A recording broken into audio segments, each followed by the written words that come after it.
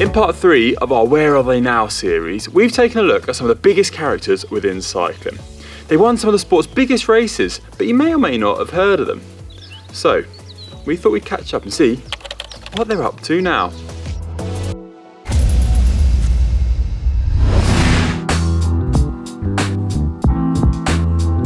Marzio Bruseghin was nicknamed Asino, or Donkey in English. And he got the nickname due to his tireless and inexhaustible work for his teammates when he was racing. He also had quite a big passion for donkeys. And fans would often appear at the side of the road with donkey toys, dressed in the pink jersey of the Giro d'Italia. Now Marzio took 3 pro wins during his career, and he also finished on the podium of the 2008 Giro d'Italia. These days, Marzio owns a biological winery in Pieri, in the heart of the Prosecco region. Oh, this is getting interesting now. He produces 80,000 bottles of Prosecco a year and has 30 donkeys which help him to cultivate the wine. Sounds like he's got retirement sorted, I think. His Prosecco is called Amets, which is the Basque word for dream. And I can tell you what I'll be dreaming about: a trip to visit our friend Marzio. That could be a good GCN episode. What do you think?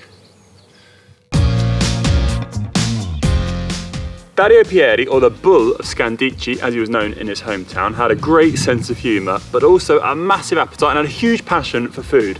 Sounds like someone I know. His teammates often joked that his sponsor names appeared much bigger on his jersey than on theirs. And in his last year, when he was racing in 2006 for LPR, his weight was said to balloon into the 3 digits. His career spanned over 10 years, starting in 1997 with Scrino Ghana, where he began his progression into the Flanders Classics. With his high gravity and enormous strength, he did quite well, finishing second in Flanders in 2000. And also, who can't remember Dario in his Seiko jersey with no helmet at Paris-Roubaix in 2003, taking second behind his friend and rival Peter van Petegem, or winning E3 Harelbeke in 2002. Nowadays, Dario is said to have no contact with his ex-teammates or anyone within cycling. He lives in Siena, the finishing town of Strada Bianchi, and has a clay pigeon shooting range, thanks to his love of hunting. He's said to enjoy wild boar and pasta and lives life to its fullest. So, congratulations, Dario. Sounds like you've got retirement sussed there. The media used to write, "Fons the Wolf is an angel on the bike." He had his biggest successes actually though in his first year as a professional, where he won 5 stages at the 1979 Vuelta a España. However, Fons was a bit unusual for a Flemish rider in that his biggest wins came in Italy and Spain, winning Milan-San Remo and the Tour of Lombardy, and also 6 stages in total of the Vuelta a España. Now, Fons also won a stage of the 1984 Tour de France and also took 2 editions of Omloop Het Volk. You're probably wondering why I'm now dressed in beach shorts. Well, that's because Fons never quite lived up to his first successes as his premier year as a professional. He was touted as the next Eddy Merckx. And he blames not living up to those expectations on a holiday he took to Guadeloupe, when he stepped on a sea urchin on the beach, and apparently a worm settled in his body and he never quite got the same form again. Better watch those sea urchins, I guess. None in Ireland, thankfully. Upon retirement, Fons ended up selling car parts for 10 years, but never really quite enjoyed it. And he also worked as a sports director for Dommel Farm Fritz, but never really quite took to that either. So next up, he took on a funeral parlour with his wife and ended up running it. He blamed the media on the reasons why he never quite lived up to his expectations, saying they always put him up to be the next Eddy Merckx. Sound familiar? But anyway, him and Eddy are still friends and to this day share a glass of wine together when they meet around the world. Winning the Tour of Flanders in 2004 crowned an impressive 16-year career for Steffen Wesemann, which included podium finishes at Paris-Roubaix and also Amstel Gold, no less. However, he also won the Peace Race a record 5 times. Good going, Steffen. During his career, he emigrated to Switzerland, where he now lives with his family. After finishing racing, he and his wife started a company called Speed Import, which specialised in advanced carbon parts and lightweight wheels. He also operated as a rider agent, together with Tony Rominger. The former racer was known for his taste in Swiss watches, and also expensive cars. But these days, he's much more at home driving trucks, and was also pursuing a bus driver's licence. Furthermore, Steffen loves to go shooting with his 2 English hunting dogs. Let's hope his aim is as good as his pedalling ability. His neck. Mind out, Steffen. You took my hair off. Hey Dan, yeah. Yeah, about that Ferrari. It's all right. It's all right if I put that on expenses. Yeah, just for a video I'm doing at the moment. It's not possible. Okay. Yeah. No worries. No, that's fine. Yeah, no worries.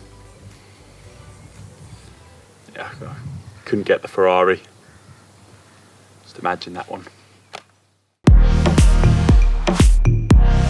Alex Zülle was a 2-time winner of the Vuelta a España, but he only started cycling at the age of 18 due to a skiing accident, and he used cycling as his rehabilitation process. He signed in 1991 with Manuel Sainz of the Once team, but was very close to not gaining a contract for the very good reason that he had an earring. Now, Zülle won an impressive amount of individual TTs throughout his career, 40 wins in the TTs, but this number was only bested by the amount of crashes he suffered from. And unfortunately, Alex had rather bad eyesight, which is the reason behind his kind of high number of crashes, and this earned him the nickname of Roof Breaker or Mr. Magoo.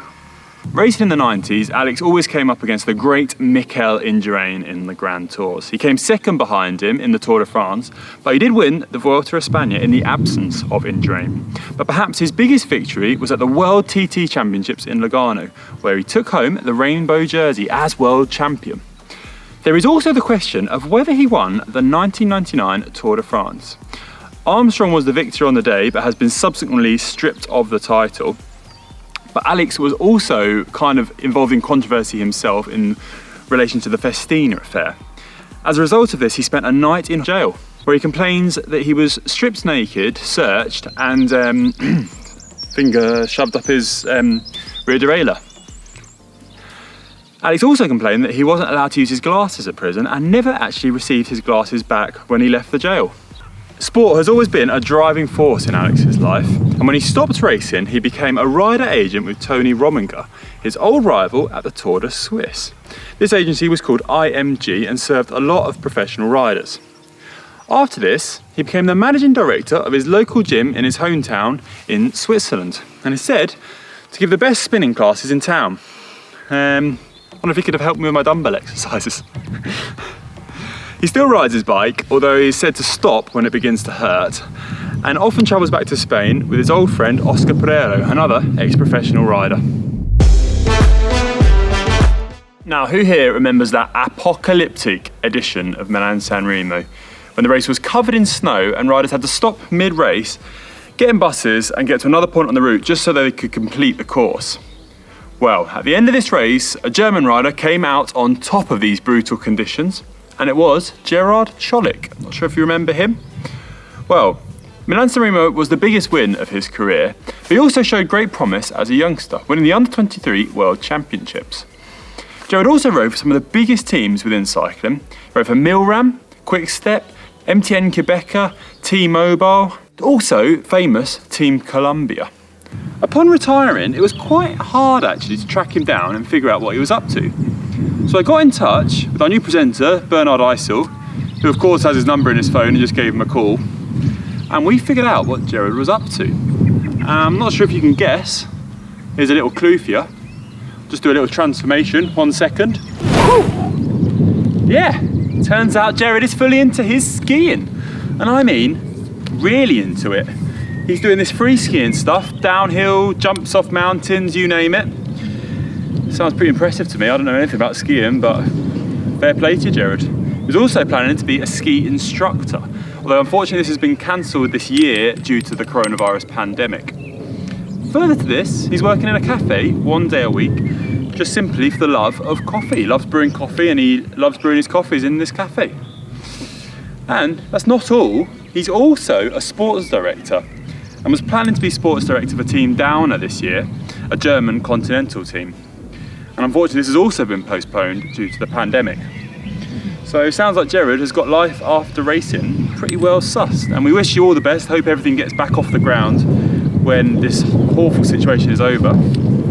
If you're looking for a pupil for skiing, helping give some lessons, you know, you not need to practice your lessons. I'm here if you need me.